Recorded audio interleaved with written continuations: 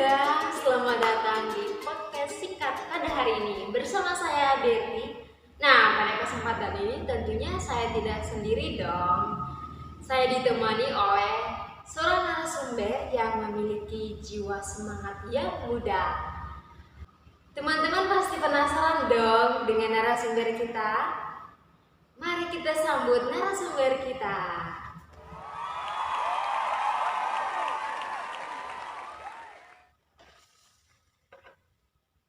Oke Kak Wina boleh memperkenalkan diri dulu ke penonton. Halo teman-teman muda Katolik, perkenalkan nama saya Lutina Kalmaramo, saya biasa dipanggil Wina. Sekarang saya kuliah di Universitas Sanata Dharma, jurusan Pendidikan Keagamaan Katolik. Ya Kak Wina, bagaimana kabarnya hari ini? Tentunya baik dong Kak Berti. Kalau Kak Berti sendiri bagaimana? Wah, puji Tuhan, kabarnya baik selalu, Kak.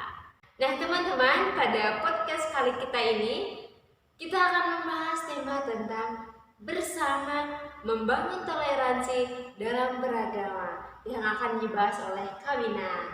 Nah, Kawina, saya mau bertanya, sebenarnya dari tema ini, pokok atau inti apa yang mau kita bahas? Oke, baik Kak Berti. Jadi inti yang akan kita bahas di podcast kita ini adalah bagaimana sikap kita dalam mewujudkan arti toleransi itu dalam hal beragama, khususnya kepada teman-teman kita yang memiliki agama lain seperti Muslim, Hindu, Buddha, Konghucu maupun saudara terdekat kita yaitu agama Kristen Protestan. Lalu juga nanti di sini kita akan membahas lebih dalam ajaran-ajaran sosial gereja yang mengenai hal ini. Wah, teman-teman, tampaknya seru sekali ya pembahasan kita pada kali ini. Tentu sekali dong, Kak Berti. Oh ya, tadi saya melihat Kawina menyiapkan sebuah cuplikan video pendek. Kalau boleh tahu video itu tentang apa ya, Kak? Oke Kak Berti, jadi saya sudah menyiapkan sebuah video pendek yang berisikan tentang podcast seorang Habib dan juga seorang Romo, yaitu Habib Jafar dan Romo Renaldo. Nah, podcast ini diunggah di akun channel YouTube-nya Deddy Kobusier yang pada saat itu nama acaranya itu Login, dan acara ini ditayangkan waktu bulan puasa kemarin. Namun karena video yang cukup panjang, jadi saya hanya mengambilnya bagian yang intinya saja yang akan kita bahas hari ini. Daripada penasaran, yuk kita saksikan bersama-sama. Begitu agung ya tentang memilih hidup sederhana. Makanya banyak udah kenal dan belajar tentang kekatolikan. Nah, Romo, soal pertobatan, berarti nerima curhatan Betul. dosa-dosanya Ya. orang. Betul. Tapi itu gak saling ngelihat ya, Romo? Kan tergantung tempat ya. Ada gereja-gereja yang terang, ada yang gereja-gereja yang tempatnya nggak itu wajib? tertutup. Enggak. Berarti gimana, Romo? Misalnya Apa? Onat nih curhat bahwa dia melakukan dosa yang gitu. Iya. Tapi Itu menjaga ya udah untuk- didengarkan Tapi bukannya ini mau. Nggak ini Romo, ketika ketemu Ayo ngaku dosa. kan bukannya bilik katanya. Iya, bilik. Jadi Ada pisah, kayak bilik pisah. ketutup gitu. Jadi Tapi kita bisa ngelihat, Romo. Ada yang model gereja-gereja yang udah rada-rada tua itu ada tutupnya. Nggak bisa ngelihat berarti. Iya, nggak bisa ngelihat. Dengar suara aja. Itu Kalau tuh maksudnya ada apa sih, Mo? yang langsung lah. Iya, bisa. Tapi ada tetap ada sekatnya. Ah. Sekat. Kayak wartel zaman dulu lah ya. Ya, mirip-mirip gitulah. Boleh, udah pernah masuk belum? Coba lihat. Oh kan. Ngelihat aja, mungkin Ngelihat. pengen tahu gitu modelnya. Oh Pernah, gitu. udah. Saya belum pernah. Ntar main-main aja misalnya kalau ke gereja. Ah, bener. gerejanya di mana, Rom? Di Menteng. Oh, Menteng. Iya, Gereja apa? Ignatius Loyola, Jakarta Pusat. Oh, di seberang gereja- kali tuh, seberang kali Manggara itu. Oh, Ya, di situ. kali dia gereja. Habis mau bangun di mana lagi susah. Kemarin ada paroki baru 18 tahun loh baru dapat izin bangun gereja. di Cikarang. Astagfirullahaladzim. Nah, itu.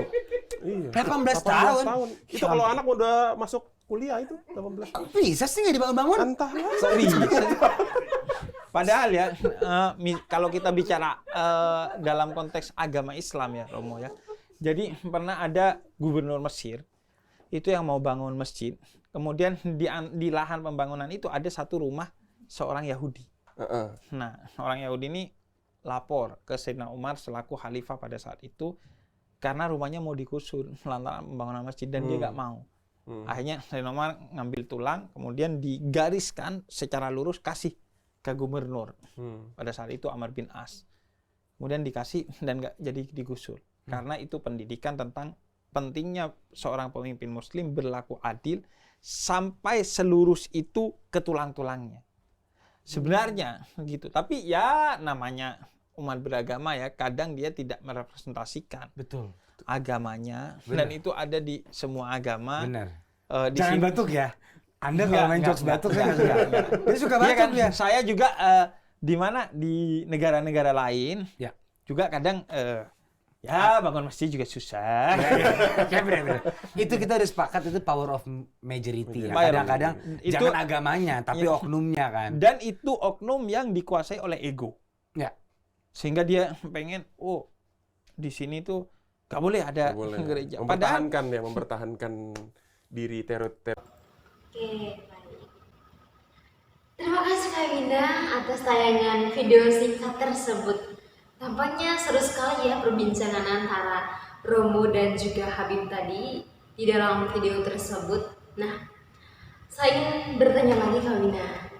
Apakah apa yang Kak Winda alami sehingga Kak Winda mau mencarikan video tersebut sebagai sumber bahan dari podcast kita ini?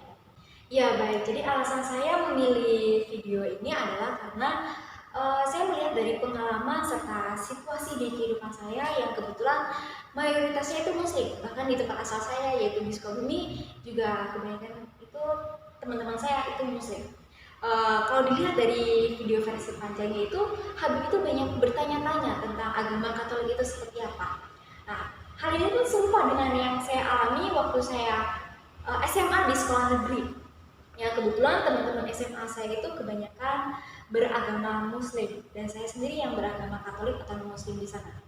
Walaupun saya Katolik atau saya sendiri yang di kelas itu yang beragama Katolik, saya merasa bahwa kehadiran saya sebagai agama Katolik itu benar-benar diterima oleh mereka. Mereka benar-benar mau menerima saya yang sebagai seorang Katolik, mau menerima saya sebagai seorang yang berbeda agama dengan mereka.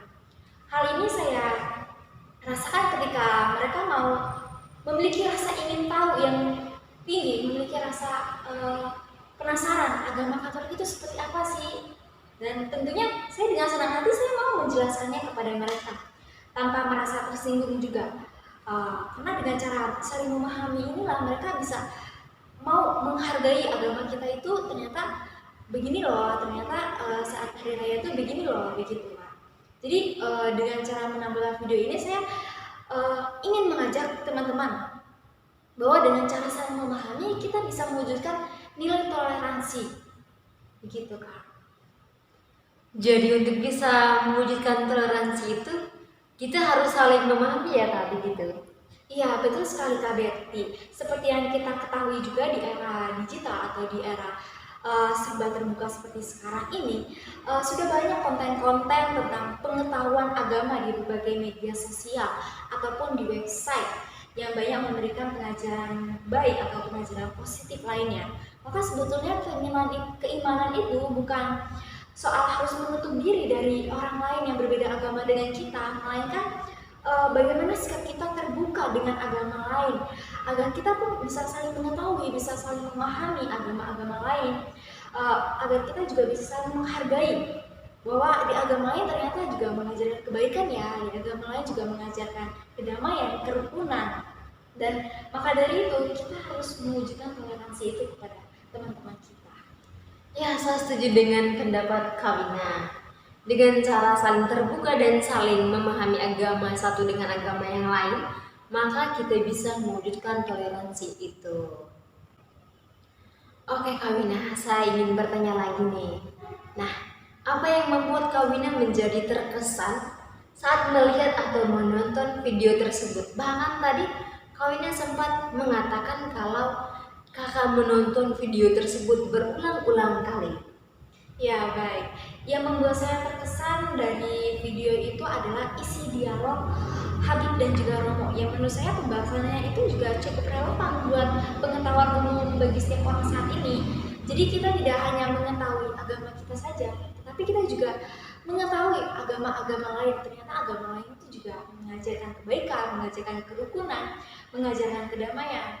Namun dari saling memahami inilah, jangan jadikan kita buat saling membanding-bandingkan agama satu dengan agama yang lain, melainkan mengajak kita untuk saling bersatu, saling berkolaborasi bersama, begitu, untuk saling menghargai satu sama lain. Wah, benar sekali ya pendapat dari Kak Wina ini, bahwa dengan cara saling memahami, kita diajak bukan untuk membandingkan ajaran agama yang satu dengan ajaran agama yang lain, melainkan kita diajak untuk saling menghargai satu agama dengan agama yang lain. Lalu saya ingin bertanya lagi nih Kak Wina, Boleh dong, Kak. apakah ada hal lain yang juga bisa membuat kita atau sebagai umat yang beragama agar lebih menumbuhkan toleransi selain saling memahami itu? Tentunya dengan cara taat kepada agamanya masing-masing. Saya yakin dengan cara taat kepada agamanya masing-masing, Indonesia pasti akan baik-baik saja. Dan juga jangan jadikan agama itu sebagai pembatas atau benteng untuk mewujudkan kerukunan atau toleransi dalam hal beragama. Keberagaman agama juga bukan untuk menjadikan kita mengkotak-kotakan agama, melainkan menjadikan kita untuk hidup bersama rukun dan damai. Sebenarnya kunci dari segalanya itu ada di saling memahaminya. Kalau seseorang sudah paham agama ini mengajarkan ini, maka mereka pasti akan menghargainya, begitu Mbak Betty. Nah, lalu Kak Wina, saya ingin bertanya lagi nih. Jika kita melihat kondisi sekitar kita ataupun juga melihat dari berbagai berita internal maupun berita eksternal, kadang kita itu masih sering atau masih kurang menemukan ketidakadilan dalam beragama. Tentu hal seperti ini juga bukan hanya di Indonesia saja ya, tetapi melainkan di negara-negara lain atau negara-negara yang besar pasti mengalami permasalahan seperti ini. Nah, lalu bagaimana tanggapan Kak Wina mengenai permasalahan tersebut? Saya setuju dengan apa yang Kak Betty tadi bilang, bahwa permasalahan seperti ini bukan hanya di Indonesia saja ya teman-teman, tapi di negara-negara lain atau negara-negara besar lainnya pun pasti ada permasalahan yang disebut intoleransi dalam hal beragama. Namun jangan salahkan agama. Kita semua tahu bahwa setiap agama itu mengajarkan kebaikan, mengajarkan kerukunan, mengajarkan kedamaian. Maka jangan salahkan agamanya. Namun biasanya orang-orang yang seperti ini adalah orang-orang yang sedang dikuasai oleh ego, sehingga menimbulkan rasa intoleransi dalam hal beragama. Nah, contohnya seperti dalam hal membangun rumah ibadah. Kita seringkali menemukan adanya kesulitan dalam hal membangun rumah ibadah karena ditolak oleh warga sekitar. Nah, permasalahan seperti ini tentunya bukan hanya di Indonesia saja, ataupun bukan hanya diterima oleh orang Katolik saja, melainkan agama-agama lain di luar sana pun pasti juga menerima permasalahan seperti ini, ditolak pembangunan rumah ibadah. Bisa jadi hal seperti ini terjadi karena adanya power of majority, artinya adanya kekuatan mayoritas di daerah tersebut. Jadi ketika ada agama lain di daerah tersebut yang minoritas, mereka akan merasa terusik, kembali lanjut ke egonya masing-masing, gitu Kak Berti. Wah, bagus banget ya. Lalu melihat kembali dari permasalahan tersebut, nah apakah ada dokumen gereja atau ajaran sosial gereja yang membahas tentang hal tersebut? Nah, tentunya ada dong Kak Berti. Berdasarkan kompendium ajaran sosial gereja artikel 12 yang berisikan tentang agama-agama dan budaya, menunjukkan keterbukaan untuk berdialog serta merasakan kebutuhan yang mendesak untuk tenaga guna menegakkan keadilan, persaudaraan, perdamaian, dan kekuatan pribadi manusia. Bersama mereka, Gereja Katolik yakin bahwa dari pembenaran umum ajaran-ajaran sosial gereja yang dilestarikan oleh tradisi yang hidup umat Allah akan muncul motivasi dan orientasi menuju kerjasama yang semakin erat dalam memajukan keadilan dan perdamaian. Wah, jadi kalau menurut kompendium ajaran sosial gereja itu adanya perbedaan untuk saling mengeratkan persaudaraan Begitu ya Kak? Iya, betul sekali Kak Berti. Dalam artikel 516 juga, gereja itu bermaksud memajukan kesatuan orang-orang Kristiani dan kerjasama yang berbuah dengan para penganut agama-agama lain. Jadi perbedaan agama mestinya tidak boleh menjadi penyebab konflik. Pencarian bersama akan perdamaian dari pihak semua kaum beriman merupakan sebuah sumber yang penting bagi kesatuan antar bangsa. Wah, teman-teman, penjelasannya dari Kak Wina ini sangat mudah dipahami dan detail sekali ya teman-teman. Iya. Wah, tak terasa ya waktunya sudah mulai selesai. Senang sekali bisa bertemu dan berbincang dengan Kak Wina dari awal sampai akhir ini. Tetapi sebelum menutup podcast kita, apakah Kak Wina bisa merangkum inti dari pembahasan podcast kita ini? Tentu boleh sekali dong Kak Gerti. Jadi dari saling memahami satu sama lain kita bisa mewujudkan arti toleransi sebenarnya. Kita dapat menjunjung toleransi itu dengan cara saling menghargai. Kita semua tahu bahwa setiap agama itu memiliki peraturan dan tata caranya masing-masing. Namun setiap agama pasti mengajarkan kebaikan, kerukunan, dan kedamaian. Maka dari itu penting bagi kita semua untuk menghargai dan memahami satu sama lain. Begitu Kak Berti. Wah, kalau boleh tahu contohnya itu seperti apa? Contohnya mungkin saya bisa mengambil dari salah satu agama, yaitu agama Hindu. Nah, teman-teman, kita semua pasti tahu bahwa orang Hindu itu merayakan hari raya Nyepi. Nah, untuk bisa menghargainya kita perlu tahu terlebih dahulu hari raya Nyepi itu apa ya. Oh, jadi hari raya Nyepi itu artinya umat Hindu sedang menjalankan ibadah di rumah untuk berdoa kepada Tuhan yang dilaksanakan selama 1 hari full. Maka dari itu ketika ada teman kita yang sedang menjalankan ibadah atau menjalankan hari raya Nyepi, maka kita perlu menghargainya dengan cara tidak mengajak dia keluar dari rumah, tidak membuat kebisingan di sekitar rumahnya. Begitu Kak Berti. Wah, sepertinya saya baru saja mendapatkan pengetahuan baru lagi nih dari Kak Wina. Oh ya Kak, saya mau bertanya lagi ya. Boleh. Nah, Kakak kan sebagai seorang Katolik nih, apakah ada aksi konkret yang telah Kak Wina laksanakan dalam mewujudkan toleransi kepada sesama? Contohnya hampir sama mungkin Kak Berti, seperti yang tadi saya jelaskan bahwa contohnya itu ketika kemarin waktu teman-teman dari agama Muslim sedang menjalankan ibadah puasa. Nah, saya sebagai orang yang non-Muslim, sebagai seorang Katolik juga, saya menghargai mereka yang sedang puasa dengan cara tidak makan di depan mereka. Begitu Kak Berti. Nah, sebelum menutup podcast kita ini, saya ingin bertanya lagi dong Kak. Boleh.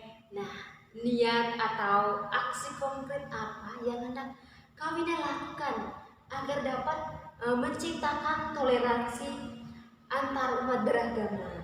Oke, jadi niat saya adalah ingin mengajak semua orang, bukan hanya agama Katolik saja, orang Katolik saja, melainkan saya ingin mengajak semua orang untuk mewujudkan toleransi itu dengan cara terbuka dengan agama-agama lain, berusaha untuk lebih memahami dan agar kita bisa saling memahami satu sama lain gitu Kak. Saya setuju sekali dengan usulan Kak Wina tadi ya, bahwa kita perlu saling menggerakkan nilai toleransi. Tentunya agar kita itu dapat hidup rukun dan damai. Iya betul sekali Kak Berti, untuk menciptakan kerukunan dan kedamaian kita perlu mengetahui terlebih dahulu dasar-dasar yang baru saja saya sampaikan tadi. Wah teman-teman, tak terasa ya pembicaraan kita sudah selesai. Terima kasih ya Kak Wina atas sharing informasi serta penjelasan singkat yang sangat bermanfaat ini. Terima kasih juga kepada para penonton yang sudah menyaksikan podcast kita ini.